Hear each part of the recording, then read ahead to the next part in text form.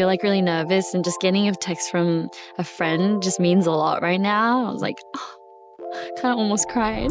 Hi ID, I'm Rosé, and this is my ID Asks. I'm going to be answering questions from friends, collaborators, and my number ones. Oh, got a text. Oh my god, this is so cute. Oh my gosh, what? So my friend Suju says, Rosie, we are so proud of you. Can you share a favorite line from a song on your album, and can you tell us why? That's so hard. This is the hardest question. Like, it's actually giving me anxiety. I think the most fun line is, I can forgive you for a lot of things, for not giving me back my Tiffany rings, but I'll never forgive you for one thing, my dear. You wasted my prettiest years. That's a fun one. I'm not going to say it's my favorite because I'm probably going to sleep at night being like, oh my god, but this is my favorite. But I definitely think that's like one of the most fun lines I have in the album. Thank you, Suju. Oh, Benny Blanco. Interesting. How did you guys get this? If you were gonna die tomorrow, what's the last meal you'd have?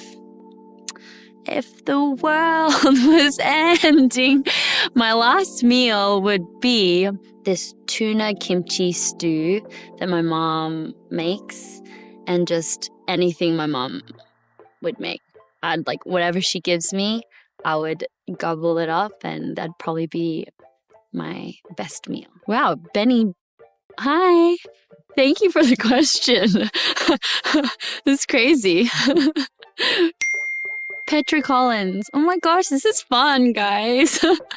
Okay, Petra asks, if you were to describe this album in 3 films, what would they be? XOXO Petra. How to Lose a Guy in 10 Days, Sex and the City, and Inside Out, I think. How to Lose a Guy in 10 Days because, like, aren't they like kind of like a toxic couple? They kind of like, they're a bit toxic, but it's hot and they're obsessed. Sex and the City because my friends always say I'm such a Carrie. And Inside Out because it's just like, it was an album of me getting to know how I deal with my emotions and being very honest, open and honest about my feelings. Yes. Thank you, Petra. Miss you. Brie Larson. Whoa. Oh my gosh.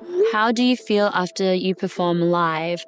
I personally get a huge adrenaline rush. My friends and family would come to see me after shows, and they would be like, oh my gosh, you must be so tired. Thank you for meeting me. And I'm more than happy to meet my friends and family after a show. Like, I have all this energy built up inside of me. So I'm usually really like ready to celebrate.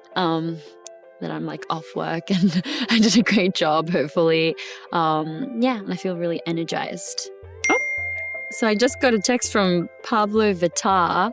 Thank you so much. I'm so excited. And she asks, what kind of music do you like to listen to when you're not working? I love you. Lately, I've been listening to my album because I've noticed that once you release music, it kind of becomes the world's. So I'm trying to enjoy my last few moments with it by myself because it's still like, they still feel like my babies. But then if I like put it up into the world, I feel like I'm going to feel like, I don't know. It always feels a bit different once it's out. So I've been trying to listen to my album as much as I can lately. Usually it stresses me out, but now it's like all wrapped up. And that's what I have to settle with. So yeah. Ooh. So I got a text from Hannah Diamond. Thank you, Hannah, for sending in your question. She asks, who would be on the creative dream team to bring your artistic vision to life? I think I may have gotten my dream team, which is Bruno. So I had APT, the song, and everyone was so excited about it. And it was definitely like a big mission to kind of have that come to life, and how can I like bring that energy and live up to that expectation was a big project for me. But I feel like when Bruno jumped on it, it was like it was there, the energy was there, and it was like perfect. So I think I got my dream team, Bruno Mars and Rosé. Oh, got a text from Bella Porch. She asks, I'm so excited to hear about your debut album. What was the process like creating the new sound for your album? Thank you, Bella, for the text.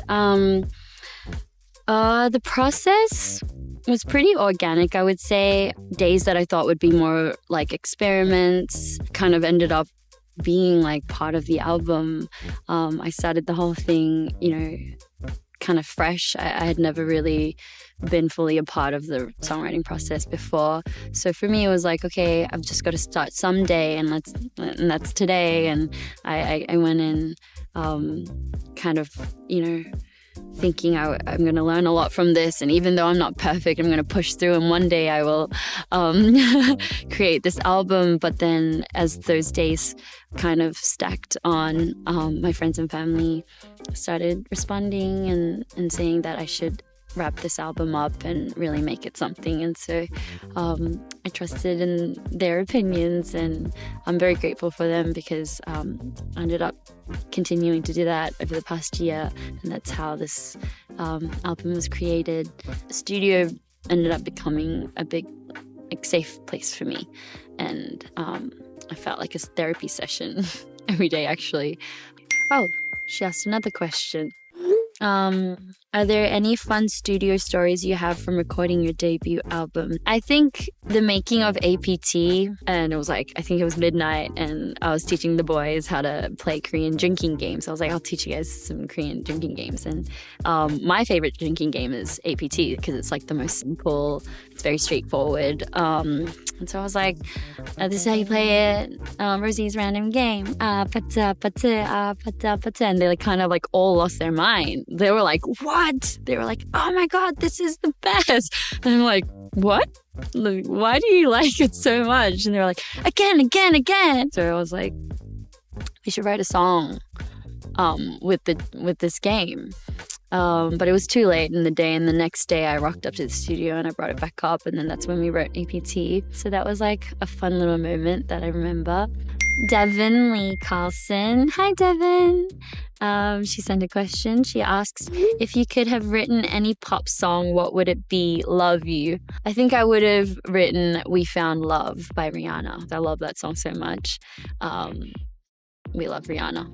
I think it's just it's like a song that makes you feel young and excited for love. And it makes you want to party and dance, but then also be like, it makes you feel like you want to be in love in a hopeless place. I think it's the best, and I love that era of Rihanna. Last text. Amy Allen just texted, love you, Amy. She co-wrote a lot of my songs on the album, and she's the most talented person on earth. She asks, Rosie, if you could pick a room in a house, a time of day, and a food to be eating for your fans while they listen to the album start to finish, what would they be? That is the best question. My gosh, so thoughtful, of course. Definitely in bed, in your own bed, in your favorite blanket. I would suggest listening to it at either 3 a.m. or midnight. What food? Something sweet. I think it should be something sweet. I'll go for my Haribo sour gummy bears, and I would have a beer next to me. Just a nice cold one, just one for the album. That's the cutest question. Love you, Amy. All right, so I think that's it. No more texts are coming through. Thank you all for watching. I'm Rosé, and that was my ID Asks. Bye, ID. Ah, pata, pata, ah, pata.